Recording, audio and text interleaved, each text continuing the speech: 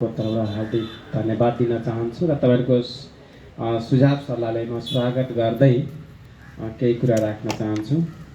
अहिले हामी स्थानीय तह आइसकेपछि जनताको अभिलाषा, आवश्यकता, आकाङ्क्षा धेरै छ र अब जब स्थानीयता आयो त्यसपछि पब्लिकमा कस्तो भएको छ भने स्थानीय सरकार सिंहदरबार घर घरमा भने जस्तो जुन छ, अब यो स्वाभाविक पनि हो, जनताहरूलाई यो अपेक्षा छ कि अब स्थानीय सरकार आइसकेछ, हाम्रो सिंहदरबार घरमै छ, हामीलाई हरेक कुराहरू अब सरल हुन्छ, सजिलो हुन्छ।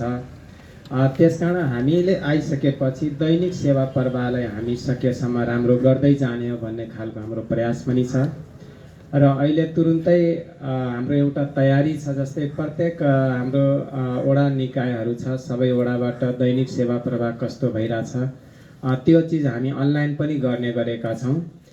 प्रत्येक दिनको रिपोर्ट, दैनिक प्रगति प्रतिवेदन हाम्रो 5 बजे अफिस बन्द भएपछि त्यसले हाम्रो वेबसाइटमा राख्ने गरेका छौँ र अझ त्यसलाई प्रभावकारी बनाउनको निम्ति हामी यी हाजिरीहरू पनि अब राख्ने तयारीमा छौँ। यसै आर्थिक वर्ष त्यो राखिसकेपछि तपाईँहरूलाई त्यो कार्यालयबाट, कर्मचारीबाट केही अप्ठ्याराहरू भएको छ भने त्यो चिज पनि तपाईँलाई धेरै छ, हामीलाई निगरानी गर्न पनि गाउँपालिकाबाट सजिलो हुन्छ भन्ने सोच पनि भएको छ। हाम्रो योजना त्यसरी बनाउँदैछौँ र अब समग्रमा हेर्दाखेरि सरावलको विकास र विशेष गरेर यो वडा नम्बर 7 को विकास तपाईँहरू अघिल्लो कार्यकाल र अहिलेको कार्यकालमा तुलना गर्नुहोला, केही फरक त अवश्य नै छ र यो जिल्लाकै एउटा प्रतिवेदन हेर्ने हो भने यो हामी स्वास्थ्यमा प्रथम, हरेक वर्ष हामी चुनाव जिताएदेखि नै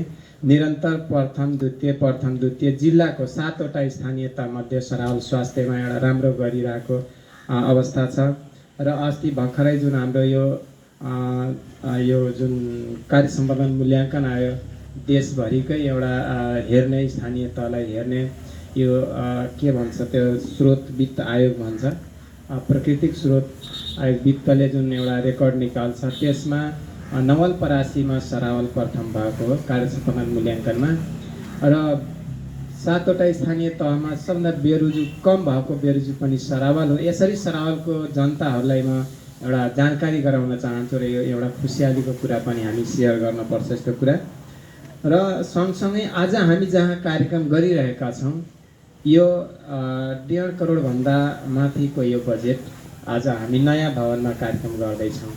यहाँको जनताले आभास गर्ने नगर्ने, गाउँपालिकाले गर्यो भन्ने कुरा बुझ्नुभयो, स्थानीय तहले गर्यो र यो एउटा सार्वजनिक जग्गा थियो, यसको हामी मन्त्रालय गएर, विभाग गएर यो जग्गा प्राप्ति, यो जहाँ हामी आज कार्यक्रम गर्दैछौँ यसको जग्गा प्राप्ति गरेर पूर्जा ल्याएर त्यसपछि नयाँ भवन बनाएर आज वडा नम्बर 7 का सेवाग्राहीहरूलाई हामी यहाँ दैनिक सेवा प्रवाह गरिरहेका छौँ। यो चिज जनताहरूले यो पनि महसुस गर्न पर्यो।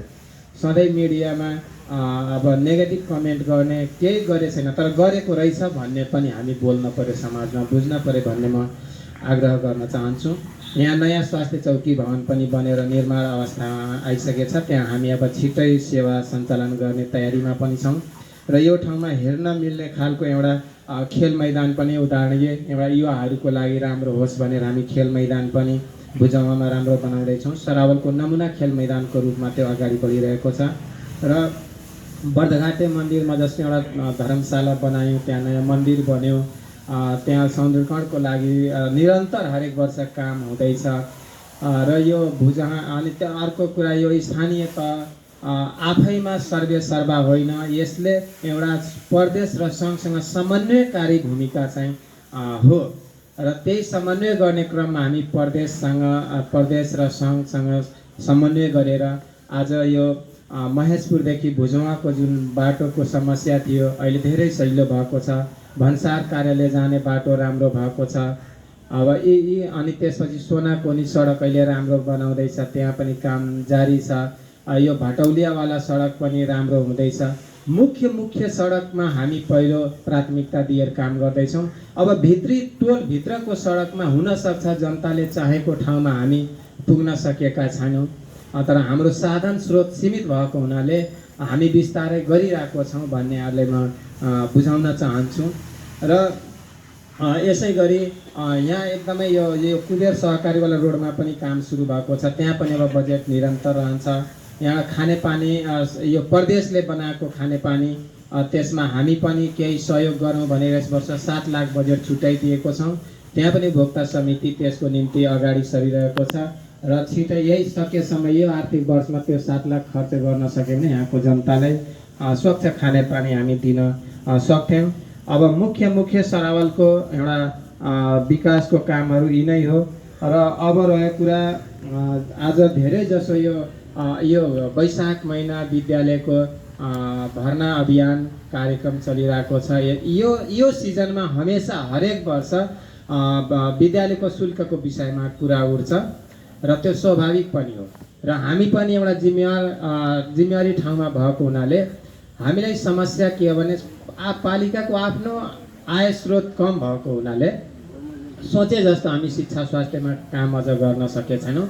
अब यहाँको जनताले भौतिक विकास चाहन्छ कि शिक्षा र स्वास्थ्य मात्रै चाहन्छ, त्यहाँ हो फेरि सवाल। कृषि पनि त्यसैमा हेर्न छ। हाम्रो बजेट यी सबै क्षेत्रलाई बाँडेर लैजाँदाखेरि तैपनि हामी शिक्षामा लगभग 18-20% हामी हरेक वर्ष शिक्षामा लगानी गर्दैछौँ। अरू क्षेत्रभन्दा कृषिभन्दा मलाई लाग्छ यो शिक्षामा लगभग बजेट धेरै नै छ, अनि यो स्वास्थ्यमा पनि बजेट छ। र अब जुन किसिमको विद्यालय एकदमै निःशुल्क पूर्ण रूपमा निःशुल्कै हुनुपर्छ भन्नुहुन्छ भने यो भौतिक पूर्वाधारको विकास हामी गर्न सक्दैनौँ। त्यो बजेट सबै यतातिर राख्नुपर्ने अवस्था हुन्छ। तर हामीले पनि एउटा मापदण्ड तोकेछ। बजेट वार्षिक बजेट बनाउँदाखेरि शिक्षा, स्वास्थ्य, कृषि, सडक, बाटाघाटा यी सबैमा हामी यति पर्सेन्टेजको हिसाबले हामी बजेट बनाउनै पर्छ। त्यो हामी सबै बजेट रोकेर एकतिर मात्रै गरौँ भने त हामीलाई पनि छुट छैन। त्यो हामीलाई पनि एउटा कार्यविधि छ, मापदण्ड छ। त्यो अनुसार बजेट बनाउने क्रममा यहाँहरूको अपेक्षा बमोजिम हामी तुरुन्तै काम गर्न नसकिरहेको अवस्था छ।